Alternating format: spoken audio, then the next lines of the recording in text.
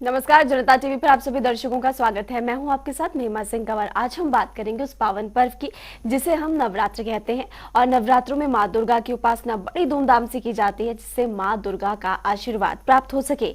इसलिए नवरात्र के 7वें दिन मां काल रात्रि की विधि विधान से पूजा अर्चना की जाती है, जिससे तमाम कष्ट दूर हो जाते हैं।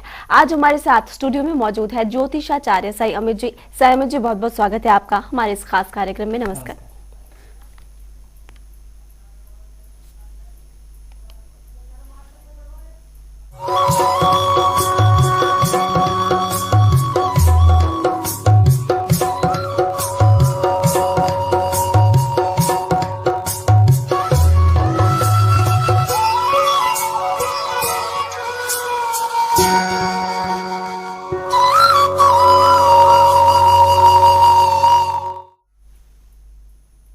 तो आज नवरात्र का 7वां दिन है और नवरात्र के 7वें दिन मां काल रात्रि की पूजा अर्चना की जाती है। ये मां दुर्गा की 9 शक्तियों में से 7वीं शक्ति है। तो आइए जानते हैं मां काल रात्रि की पूजा की विधि के बारे में।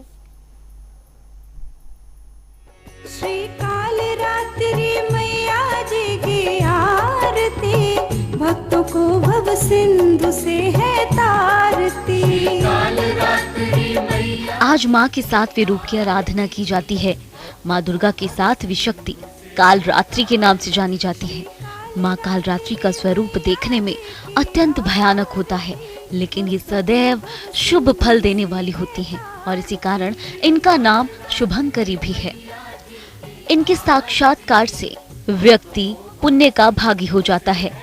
दानव, दैत्य, राक्षस, भूत प्रेत आदि इनके स्मरण मात्र से ही भयभीत होकर भाग जाते हैं। ये ग्रह बाधाओं को भी दूर करने वाली माँ है। नवरात्र के 7वें दिन माँ काल रात्रि की आराधना की जाती है। इस दिन साधक का मन सहस्त्रार चक्र में होता है। माँ के इस स्वरूप को अपने हृदय में अवस्थित कर साधक को एक निष्ठ भाव से उनकी आराधना करनी चाहिए। नवरात्रि के 7वें दिन सुबह नित्य कर्म निपटाने के बाद सबसे पहले नहा धोकर पूजा की चौकी पर काले रंग का कपड़ा बिछाएं। इसके बाद चौकी पर माँ काल रात्रि की प्रतिमा को स्थापित करें। पूजा शुरू करने से पहले माँ काल रात्रि को लाल रंग की चूनर उड़ाएं और इसके बाद माँ को श्रृंगार का सामान अर्पित करें। श्रृंगार का सामान चढ़ाने के बाद माँ के सामने दिया जलाकर माँ की पूजा अर्चना करें। माँ काल रात्रि को गुड़ बेहद प्रिय है, तो माँ को गुड़ का भोग अर्पित करें। माँ को भोग लगाने के बाद इस गुड़ के प्रसाद को सबके बीच बांट दें। ऐसा करने से घर में सबका स्वास्थ्य उत्तम बना रहता है। यूं तो माँ की आराधना करने के लिए आप किसी भी फूल का इस्तेमाल कर सकते हैं, लेकिन हिंदू धर्म में माँ काल रात्रि की पूजा में खास तौर पर चमेली के फूलों का इस्तेमाल करने का विशेष महत्व बताया गया है। को भव सिंधु से है तारती, काल रात्रि मैया जी की आरती। तो आज के दिन मां काल रात्रि की पूजा अर्चना की जाती है। स्टूडियो में हमारे साथ पंडित जी मौजूद है। पंडित जी विस्तार से बताएंगे कि कैसे मां काल रात्रि का नाम मां काल रात्रि पड़ा। बताइए पंडित जी। नमस्कार।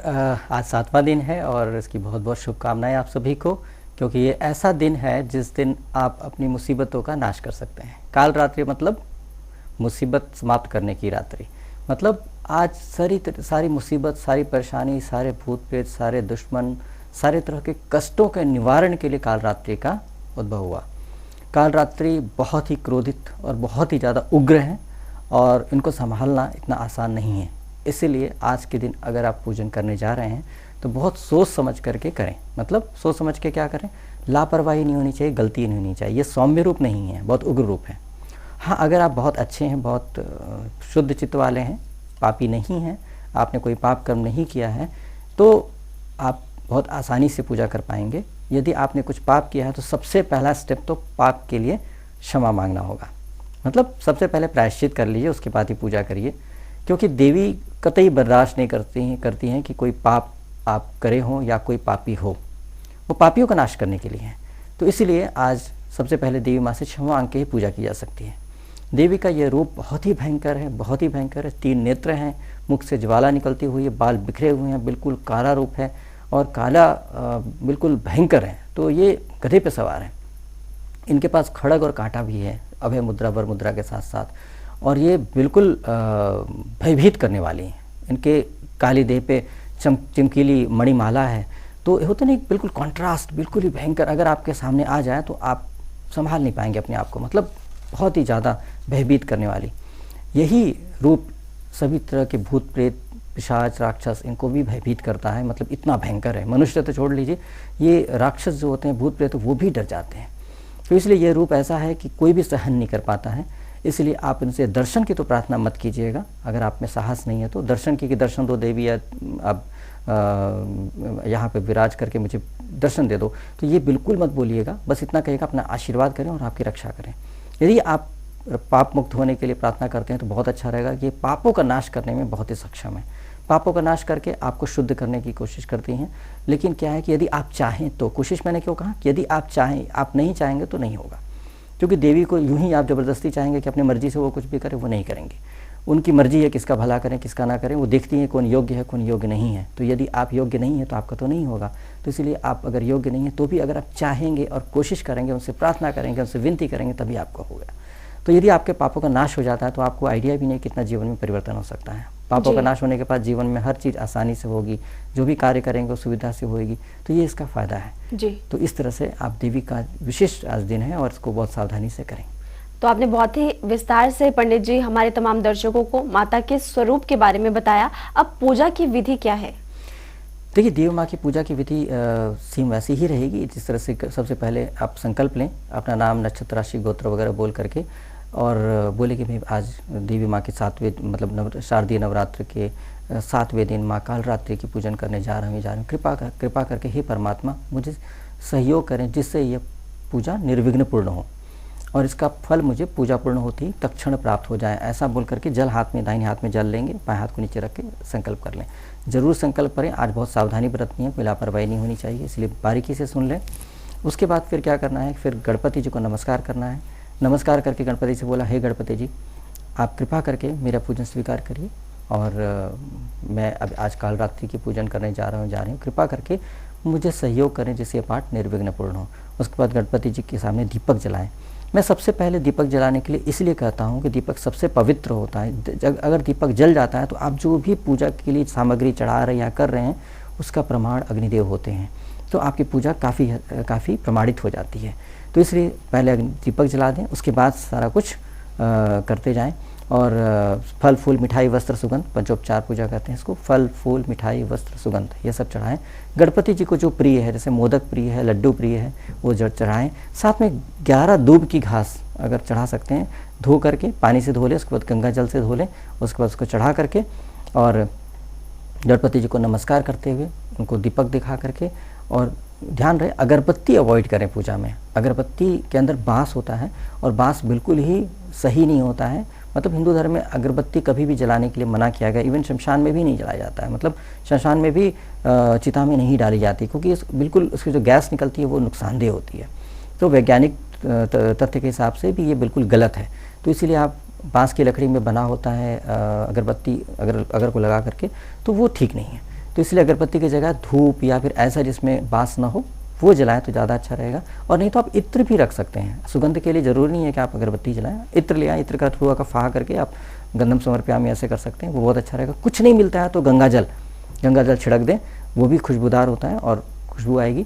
तो इस तरह से करके आप उनको चढ़ा करके उसके बाद नमस्कार करें और उसके बाद उनसे प्रार्थना करें। जैसे मैंने बताया कि माँ देवी का रात्रि की पूजन करने जा रहा हूँ, चूँकि देवी बहुत उग्र हैं, इसलिए कृपा करके मुझे सद्बुद्धि दीजिए कि मेरे से सही तरीके से पूजा हो जाए, मुझसे कोई त्रुटि ना हो और कोई नुकसान ना हो, कोई दिक्कत ना हो। इस तरह से अपना आशीर्वाद दीजिए और उनको नमस्कार करके मत्था टेक के उसके बाद फिर देवी माँ कालरात्रि की तरफ आपको बढ़ना है पूजा करने के लिए। ध्यान रहे कि पूजा करने के लिए आपको क्या करना है, देवी माँ को सबसे पहले नमस्कार कीजिएगा, उसके बाद दीपक जलाइएगा। दीपक जलाने के बाद वैसे ही मैंने बताया फल फूल मिठाई वस्त्र सुगंध इत्यादि चढ़ाना है। और ध्यान रहे कि देवी माँ की पूजा करते समय फल वगैरह ज़्यादा चढ़ाएंगे तो ज़्यादा अच्छा रहेगा। और साथ साथ देवी माँ को गुड़ बहुत प्रिय है। तो गुड़ क्या है, गुड़ जैसा आप अभी पिक्चर दिखाए थे, वीडियो में देखा होगा आपने, गुड़ कैसा दिख रहा था, गुड़ बिल्कुल ऑरेंज जैसा दिख रहा था। वो गुड़ शुद्ध गुड़ नहीं है। चूँकि ऐसी फ़ोटो उपलब्ध रहती हैं, जो असली गुड़ की तो फ़ोटो भी मिलनी मुश्किल हो गई है। तो इसलिए आप शुद्ध गुड़ की तलाश करिए, जो बिल्कुल शुद्ध होता है। शुद्ध गुड़ बिल्कुल काला होता है, मतलब बिल्कुल डार्क ब्राउन होता है, काला ही समझ लीजिए, वो शुद्ध गुड़ होता है। उसको आकर्षक बनाने के लिए लोग केमिकल डाल करके उसका कलर चेंज कर देते हैं, जो बहुत ही नुकसानदेह है सेहत के लिए। वो डेंजरस है, उसका खाना मतलब जहर खाना जैसा है। तो इसलिए आप लोग ऐसे गुड़ कभी भी मत लाइए। देखने में तो बहुत सुंदर लगता है, लेकिन वो बहुत ही नुकसानदेह होता है। तो इसलिए देखने की शक्ल पे, उसके कलर पे मत जाइए, और काला गुड़, बिल्कुल डार्क गुड़ लेके आइए और देवी माँ को चढ़ाइए। और आजकल ब्रांडेड कंपनीज बना रही हैं, बिल्कुल पैक्ड होता है, एक्सपेंसिव होता है, बट वो जेन्युइन होता है। तो आप वैसे गुड़ ला करके कम से कम देवी माँ को भोग जो दीजिए वो असली गुड़ दीजिए, उससे आपको बहुत फ़ायदा होगा। ग्लूकोज कभी भी, जो असली गुड़ होता है उसके अंदर ग्लूकोज होता है, और वो नुकसान नहीं करेगा, कोई और चीज़ नहीं होती, क्योंकि फ्रूट से बना हुआ होता है और उसका अच्छा शुभ होता है, मतलब ईख से बना हुआ है, तो इसलिए कोई ऐसा केमिकल नहीं होता उसके अंदर, तो इसलिए वो नुकसानदेह नहीं होता है। अगर पुराने ज़माने के लोग गुड़ खाया करते थे, किसी को डायबिटीज़ नहीं होता था, या शक्कर खाते थे। आज चीनी खाने लगे और केमिकल वाला गुड़ खाने लगे हैं, इसीलिए डायबिटीज़ और बीमारियां हो रही हैं। तो ये आपको ये भी एक मैसेज देने के लिए माँ कालरात्रि का भोग गुड़ है, इसलिए मैंने आपको मैसेज दिया है जी। तो आप कोशिश करें कि आप वही गुड़ चढ़ाएं, और गुड़ चढ़ाने के साथ साथ फल ज़रूर चढ़ाएं। फल, चूँकि देवी माँ बहुत उग्र हैं, बहुत ही ज़्यादा भयभीत करने वाली हैं, थोड़ा शांत करने के लिए फल, मीठे फल चढ़ाएंगे, तो उससे देवी माँ थोड़ा आपके लिए सौम्य हो जाएंगी। साथ साथ क्या है, देवी माँ को प्रार्थना करने के लिए जो मैंने बताया था कि मंत्र जाप कर लीजिएगा, फिर प्रार्थना कीजिएगा। तो मंत्र प्रतिदिन जो करने के लिए मैंने बोला है कि ओम ऐं ह्रीं क्लीं चामुंडाय विच्चे, ये मंत्र ऐसी वाइब्रेशन के साथ आपको शुद्ध उच्चारण, आज गलती नहीं होनी चाहिए, ध्यान रहे, इसलिए मंत्र एक बार फिर बोल देते हैं, ओम ऐं ह्रीं क्लीं चामुंडाय विच्चे। ये मंत्र ऐसी वाइब्रेशन के साथ बोलिए। अगर वाइब्रेशन के साथ नहीं बोलेंगे, गा कर बोलेंगे, तो फ़ायदा नहीं होगा। जैसे यूँ समझ लीजिए कि कोई गाना कविता की तरह सुनाता है तो आपको मज़ा नहीं आता है, उसी तरह से अगर संस्कृत का मंत्र वाइब्रेशन के साथ नहीं बोलेंगे तो उसका कोई फ़ायदा नहीं होगा जी। उसके बाद नमस्कार करने के लिए आपको कई तरीके से आप कर सकते हैं कि वो मंत्र ओम माँ कालरात्रै नमः, ओम कालरात्रै नमः, ओम कालरात्रि देव्यै नमः, ऐसे करके आप कैसे भी जैसी सुविधा हो आप अपना बना लीजिए, जिसको जो भा जाए।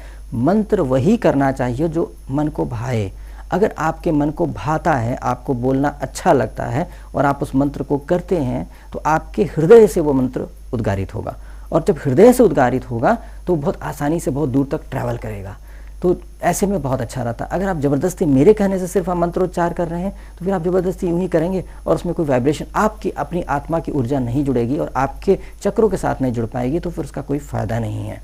तो इसलिए आप जो अच्छा लगे, जिस तरह से अच्छा लगे उस तरह से कीजिएगा। कुछ नहीं आता तो आप सीधे नमस्कार कर सकते हो, कालरात्रि देवी आपको नमस्कार है, ऐसा भी बोल सकते हैं जी। उसके बाद एक और मंत्र है जो बहुत ही प्यारा मंत्र है, वह या देवी सर्वभूतेषु माँ कालरात्रि रूपेण संस्थिता नमस्तस्यै नमस्तस्यै नमस्तस्यै नमो नमः। ये भी बहुत बढ़िया प्यारा मंत्र है। मतलब हे देवी, आप सभी या देवी सर्वभूतेषु, ये सभी आत्माओं के अंदर माँ कालरात्रि रूप में जो विद्यमान है, आप उनको मैं नमस्कार करता हूँ तो या करती हूँ। तो इस तरह से करके ये बहुत ही प्यारा है। इससे क्या हो, सभी के अंदर माँ कालरात्रि की स्थापना कर दिया आपने, और सभी के अंदर है, चराचर जगत में है, ऐसा मानते हुए उनको मान दिए कि आप सभी जगह विद्यमान है, आपको नमस्कार कर रहे हैं जी। तो ये बहुत ही पावरफुल है। इससे देवी का मान बढ़ता है और आपका भी मान बढ़ता है, क्योंकि आपने देवी का मान बढ़ाया तो देवी ग्रेटिट्यूड रखती हैं। आप बेशक ना रखें, लेकिन देवी तो ग्रेटिट्यूड रखती है। आप जैसी देवी के लिए कुछ करेंगे, देवी आपके लिए जरूर कुछ ना कुछ करेंगे। यही दैव स्वभाव है। देवी इसलिए है कि उन्हें दैवीय गुण है। दैवीय गुण क्या होता है? दैवीय गुण ये होता है कि हर चीज़ का जवाब, हर चीज़ में ऑनेस्टी होगी, सही होगा, उनको पता है तरीका कैसे क्या करना चाहिए।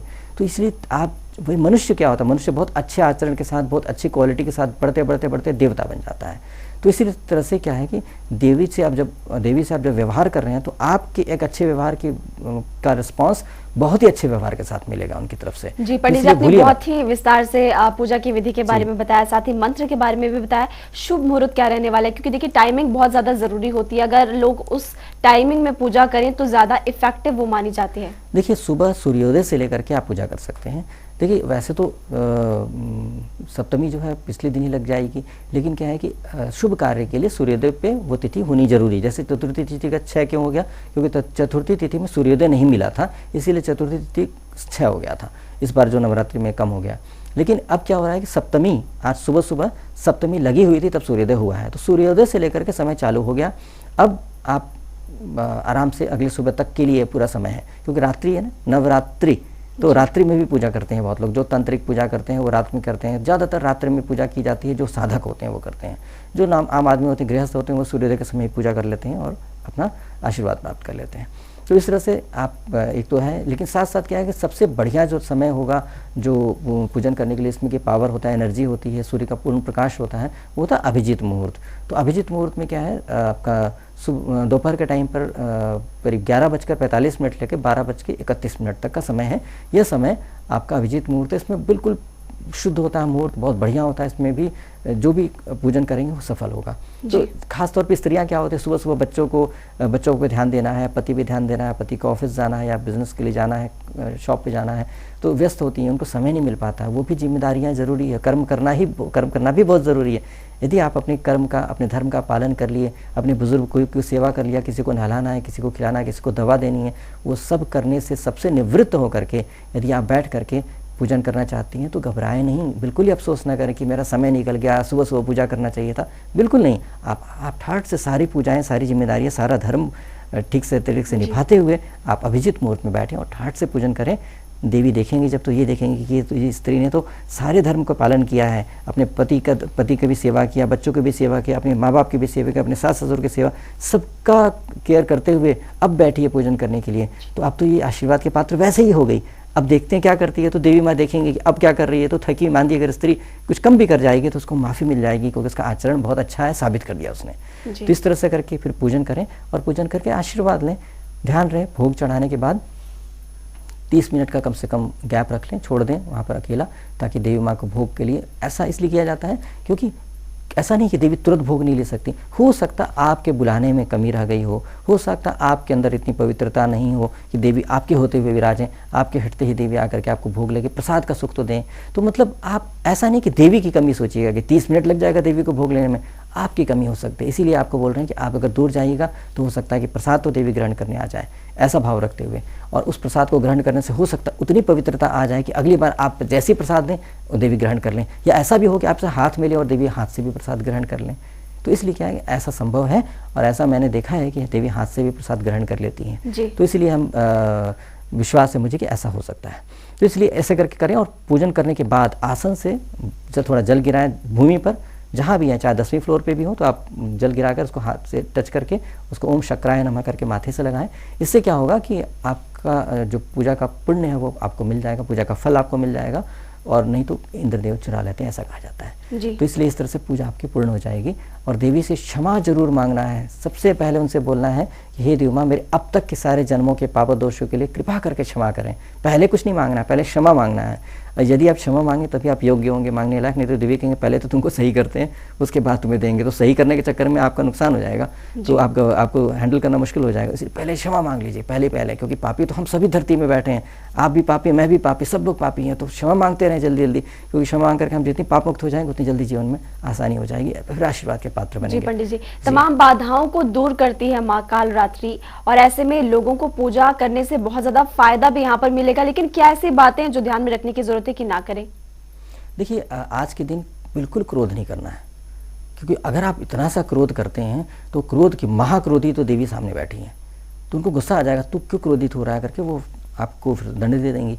तो क्या है कि देवी को बिल्कुल सौम्यता से प्लीज़, मतलब बहुत प्रसन्नता से, बहुत आदर भाव से, बहुत नम्रता से, बहुत विनम्रता से आपको पेश आना है। किसी स्त्री को, किसी महिला को दुख न पहुँचाएं, किसी भी हालत में दुख न पहुँचाएं, शांत रहें। अगर कोई दुर्व्यवहार कर रहा है करने दीजिए, ठीक है। उसको समझ में आता है तो समझ में आए, नहीं तो देवी देख लेंगे उसके साथ क्या करना है। तो इसलिए क्या है, क्योंकि देवी का ही रूप है वो, तो अगर कोई देवी के रूप में कोई दोष आ रहा तो देवी ही उसको ठीक करेंगे। अगर आपका हाथ गंदा हो तो आप धोएंगे, कोई और तो नहीं धोता है ना। तो इसीलिए क्या है, देवी को पता है कि उनके रूप के साथ क्या करना। बस देवी को थोड़ा ध्यान आकर्षित कर दीजिए कि इसने मुझे कष्ट दिया है, आप देख लीजिए आप कैसे करना, मैं कुछ नहीं करता, मैं कुछ नहीं बोलूँगा, आप जानो, आपका काम जाने, आप संभालो। ऐसे तो लोगों को बातें ध्यान में रखने की जरूरत है। और ऐसे में इन तमाम बातों को लोग अगर ध्यान में रखेंगे, पूजा करेंगे, तो उनकी तमाम बाधाएं दूर हो जाएगी। एक बार फिर से बहुत बहुत शुक्रिया पंडित जी आपका, तमाम दर्शकों को बहुत बहुत जानकारी। धन्यवाद, नमस्कार। तो हमने आपको विस्तार से बताया कि मां काल रात्रि की पूजा अर्चना कैसे की जाती है, क्या विधि, क्या मंत्र, और ऐसे में अब आपको एक बार फिर से नवरात्रों की ढेर सारी शुभकामनाएं।